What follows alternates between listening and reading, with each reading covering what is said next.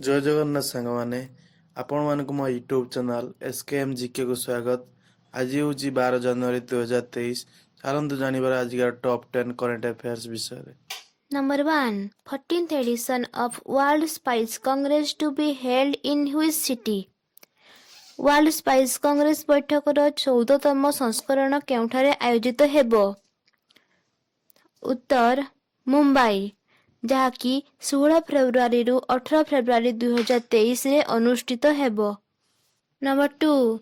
According to report, which city was most polluted city in the year 2022?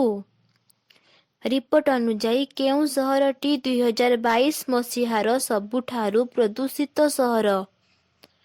ଉତ୍ତର Delhi. Number 3. In which city 83rd All India Presiding Conference will be held? କେଉଁ ସହରରେ ସର୍ବଭାରତୀୟ ସ୍ତରର presiding କନଫରେନ୍ସର 83ତମ ସଂସ୍କରଣ ଦିବସ ଆୟୋଜିତ ହେଉଛି?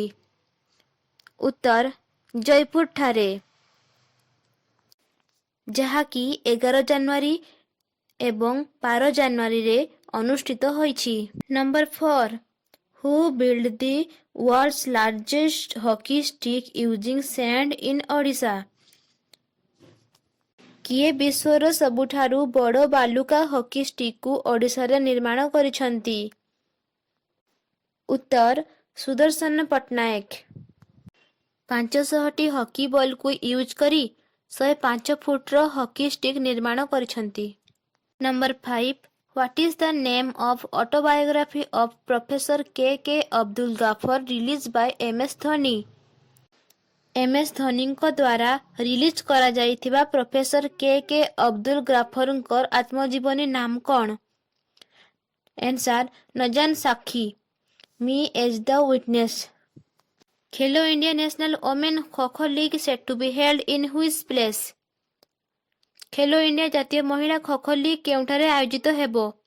ଆନ୍ସର ପଞ୍ଜାବଠାରେ। Number 7. In which state first coal gasification based bottom fertilizer plant to be ready by 2024? Answer Odisha. Number 8. Which town of Uttarakhand has been declared as a disaster prone area construction activities? ଉତ୍ତରାଖଣ୍ଡର କେଉଁ ସହରକୁ ବିପଦ ସଂକୁଳ area ବୋଲି ଘୋଷଣା କରାଯାଇଛି? Answer Joshimath town. ଭୂସ୍ଖଳନ ଦେଖାହେବା ହେତୁ ଏହି ସ୍ଥାନକୁ ବିପଦ ସଂକୁଳ ସ୍ଥାନ ବୋଲି ଘୋଷଣା କରାଯାଇଛି।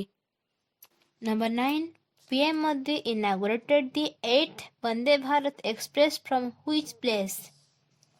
ପ୍ରଧାନମନ୍ତ୍ରୀ ନରେନ୍ଦ୍ର ମୋଦିଙ୍କ ଦ୍ୱାରା 8ମତମ ବନ୍ଦେ ଭାରତ ଏକ୍ସପ୍ରେସ୍ କେଉଁଠାରେ ଉଦ୍ଘାଟନ କରାଯିବ? ଆନ୍ସର ସିକନ୍ଦରାବାଦ, 15 ଜାନୁଆରୀ 2023ରେ। Number 10. To whom ICC Men's Player of the Month Award for December 2022 has been given? Answer Harry Brook, England।